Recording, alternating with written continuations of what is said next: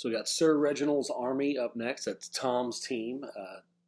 Grabbed Miles Sanders and Kenyon Drake with his first two picks, two high upside running backs that are both a little banged up right now. So there's some concern right off the bat there. Then you grabbed Antonio Gibson in the 6th round. I am a big fan of him this year. I was obviously upset because I wanted to take him a few picks later with my pick. So obviously he wouldn't go anywhere past that. With him getting rid of Adrian Peterson, he's a pass-catching kind of guy. He was a wide receiver, running back. I mean, he can do a little bit of everything. So he's going to be a focal point of that offense. It is still the Redskins' offense, so we'll see. But there's a lot of high upside for grabbing him. James White in the 9th. I think this is a guy that nobody really understands where he's going to fit into this offense. Is it going to be the Bill Belichick offense that Cam Newton runs? Will Cam Newton pass to the running back now because he had Christian McCaffrey and realizes the value there? Because before Christian McCaffrey, he never passed to the running back. And will James White get some rushing carries? I mean, you got Damian Harris, you got Sony Michel still there, you still got Rex Burkhead. It's a loaded backfield, but in the 9th round, you're hoping for that PPR capability. The question is, will it be there like it has been in past years? And then the 4th round, taking a flyer on Darrell Henderson for the Rams. That guy was a pretty high draft pick last year. Never really did a lot last year, but normally the first-year running backs don't do a lot for the Rams. So it's curious to see if he's going to come out and be part of a timeshare. I mean, everybody always doesn't talk about Malcolm Brown, who seemingly is still the starter there and isn't being drafted in fantasy because he's just kind of boring, and he's probably not going to be the starter for long. But in the 14th round, it's a great, try to get there. Now the question with the running backs are, okay, week 1, who you starting? You feel good about Antonio Gibson and James White or Darrell Henderson as your starters? If Kenyon Drake and Sanders are both sitting out, I wouldn't feel super about it. I get long haul this team. I mean, the 2 injuries they have are very minor kind of things, at least we believe so.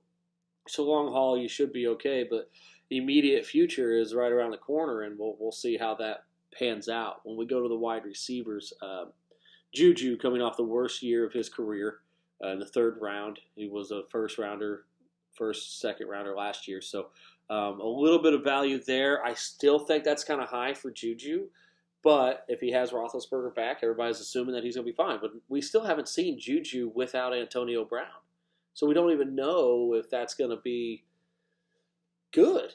But so in the 3rd round, after how he looked last year, a little lost, and I know the quarterbacks were terrible, but still little high in my opinion for the risk that could be there. Calvin Ridley in the 4th. This guy is primed for a breakout. Even if he doesn't break out, if he does somewhat to what he did last year, he'll be all right. But as I said in another thing, I think he'll get about 25% of the Austin Hooper targets that are leaving to make him a little bit more valuable. You got Christian Kirk in the 7th round. That's a guy that was injured last year, but I think he has a lot of high-value opportunity on that offense.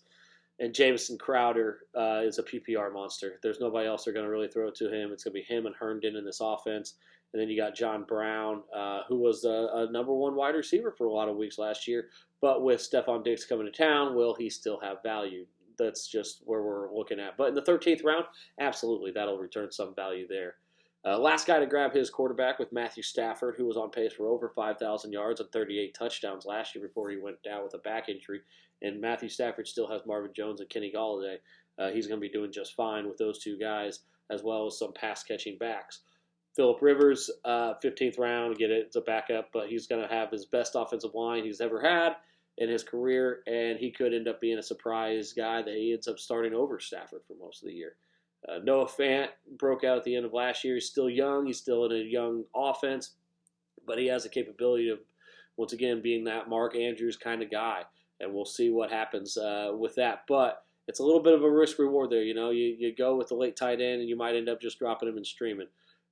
Overall, looking at this team, he's got the Bills defense. He took them in the 8th round. Once again, his strategy goes with the defenses maybe a little bit early, but he wants to get the one. I know our scoring set up for defenses to score a lot of points, but if you could have possibly gotten, another running back that's going to play in week 1, that might make this team a little bit stronger. Like I said, I love Sanders and I love Drake. I'm worried about them being banged up right now. I love Gibson. And the wide receivers, as much as a flack as I give for Juju being your number one, you kind of got a 1A, 1B with Ridley there. And I jumped right over Keenan Allen. Sorry about that. Keenan Allen is PPR guy. Now the question with he's got a new a new quarterback with Tyrod Taylor and maybe another new quarterback with Herbert, but he is a guy that will be there catching the ball, taking care of business. He'll be as a number 3. That's fantastic. This team is given an A- on the grade. I'm taking out the week 1 Sanders Drake from my decision making on this grade because I don't think either of those injuries are anything severe. They're just kind of, and I think they'll both end up playing week 1. So overall though, this team has great depth across the board. Outside of tight end, you only got one, but whatever. You can get that depth on the free agents market. But you have guys in every position that can come in and play. If you have injuries, you have that capability. Like I said, a little bit weaker in the running backs, but everybody's a little bit weaker in the running backs. And you still have Antonio Gibson, who is a great boomer bust player. James White could still be James White. So overall, this team's getting an A- because it is very, very well balanced. Like I said, you're getting Stafford as the last team to take a quarterback in the 12th round when he was going to end up being a top 5 guy last year. That's just an absolute steal.